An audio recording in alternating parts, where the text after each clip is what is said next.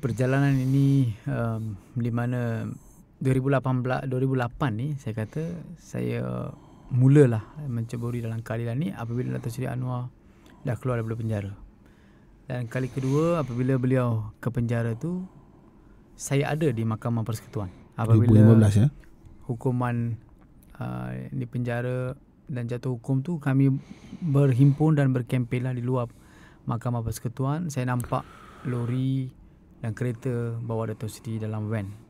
Ya, itu adalah satu momen yang saya nampak. Saya tiada pengalaman 1998, tapi pengalaman yang beliau masuk penjara itu yang terbaru ialah, ya, itu adalah sangat yang very personal moment for me, that I see my own leader was in the truck, dalam kereta menuju ke penjara. So memang malam itu apabila beliau dibawa ke penjara Sungai Buloh, kami berhimpun semua ramai-ramai pemimpin parti, dan pada malam itu bersama dengan editor kita. Bersama editor kita jugalah.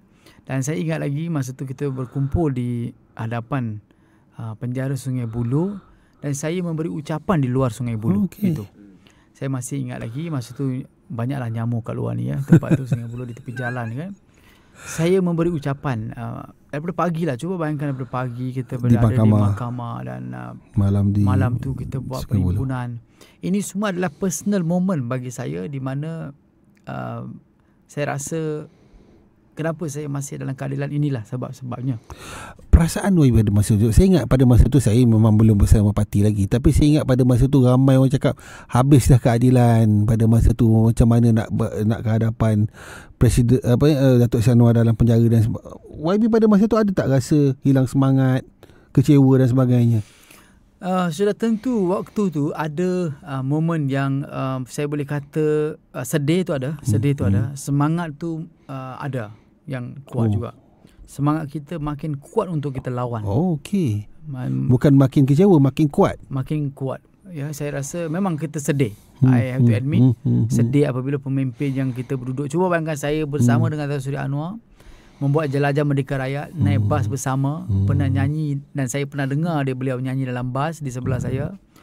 Apabila pemimpin itu dipenjara depan mata saya, bawa dalam kereta. Lepas tu saya berucap di depan penjara, dan itu memberi saya sangat sedih dan juga saya rasa macam memang sedih, tapi semangat tu tidak luntur, ya, kena ingat. Dan kami perjuangkan teruslah pergerakan parti, dan saya juga nak memberi tabik hormat kepada Kak Wan, Dato' Seri Wan Azizah, dan seorang wanita, she is a Iron Lady untuk makluman, ya. She is a Iron Lady, really. Seorang pemimpin, wanita yang saya sangat menghormati. Demi parti ini beliau juga melalui pelbagai kesukaran, ya. Kalau compare dengan beliau, saya ni sikit lah saya katakan. Ini sangat sikit, dan beliau, perjuangan beliau, pengorbanan beliau, ya, terhadap suami, terhadap anak-anak, dengan keluarga, dengan partinya, dengan dalam parti pun ada masalah dan sebagainya. So memang satu momen yang sungguh cabar. Saya dah fikirlah macam mana kita nak move on. Ya, dan kita nampaklah di situ kita 2015, 2016 tu momentum pada masa nampak kelam jugalah masa depan parti, tak tahu macam mana nak bergerak. Ya, memang lepas tu kita adakan satu pergerakan Bebas Anwar yang diketuai oleh anak perempuan Dato' Seri sendiri, ya, saya ingat lagi. So memang family mereka juga yang menggerakkan pergerakan ini, dan waktu itu kita buat adalah, so di situ kita kembali balik untuk landasan Bebaskan Anwar. Okey, jelas balik pergerakan parti tu. Pergerakan balik Bebaskan Dato' Seri Anwar. Dan memang tidaklah, saya tidak give up jugalah waktu tu pun. Memang sungguh mencabar untuk kita. Dan cuba bayangkan, lepas beliau berada di luar, kita berjuang habis-habis menyokong. Bila beliau masuk penjara, ada juga orang menghina kita.